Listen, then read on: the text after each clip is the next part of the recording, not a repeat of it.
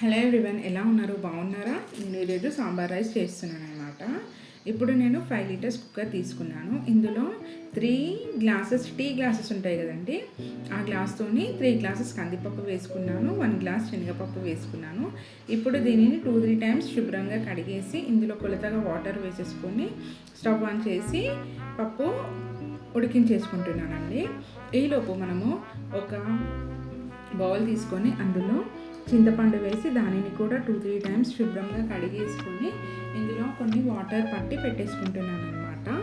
ఈలోపు ఇంకా మనము సాంబార్లో వెజిటేబుల్స్ వేస్తాం కదండి, అవి కట్ చేసుకుంటున్నాను. చూడండి, ఫస్ట్ నేను సొరకాయ కట్ చేస్తున్నాను. ఇలాగే అన్నీ ఒకటే సైజులో వచ్చేలా కట్ చేసుకోవాలన్నమాట. చూడండి, ఇలా ఈ సైజులో ఉండాలన్నమాట. ఆ తర్వాత సొరకాయ, మునగకాయ, ఇంకా క్యారెట్, కరివేపాకు, కొత్తిమీర, పచ్చిమిర్చి, బీట్రూట్, బీనీస్, టమాటో ఇలా కట్ చేసుకున్నానండి. ఇంకా ఈ వంకాయ వేస్తున్నాను అనమాట నేను. ఇది ఏంటంటే నార్మల్గా కట్ చేసి పెట్టుకున్నాం అనుకో, ఇది చేదెక్కుతాయి కదండి, అందుకోసమని వాటర్లో సాల్ట్ వేసి కట్ చేసి పెట్టేసుకున్నాను. ఈలోపు పప్పు ఉడికిపోయింది కదండి.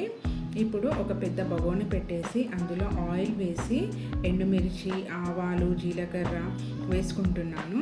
ఆ తర్వాత క్యారెట్ ఇంకా మునక్కాయ వేసుకున్నానండి. ఎందుకంటే ఇవి ఉడకడానికి టైం తీసుకుంటాయి కాబట్టి ఫస్ట్ వాటిని ముందు కొద్దిగా ఉడికించుకుంటున్నాను. ఆ తర్వాత సొరకాయ ఇంకా మిగిలిన వెజిటేబుల్స్ అన్నీ ఒకదాని తర్వాత ఒకటి వేసేసుకుంటున్నానండి.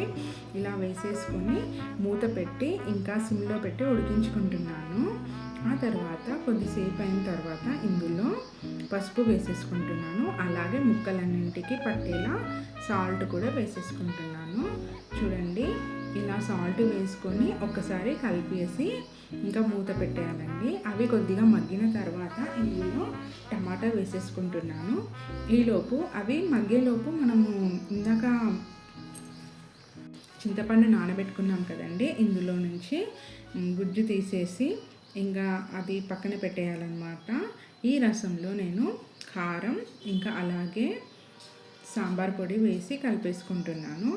ఇలా కలిపేసుకోవడం వలన మనకి ఉండలు కట్టకుండా ఉంటుందన్నమాట. ఇప్పుడు వెజిటేబుల్స్ చూడండి ఈ విధంగా కుక్ అయిపోయాయి. ఇలా ఉడికిన వెజిటేబుల్స్లో ఇలా చింతపండు రసం వేసేస్తున్నాను. దీనిని మరిగించుకుంటున్నానండి.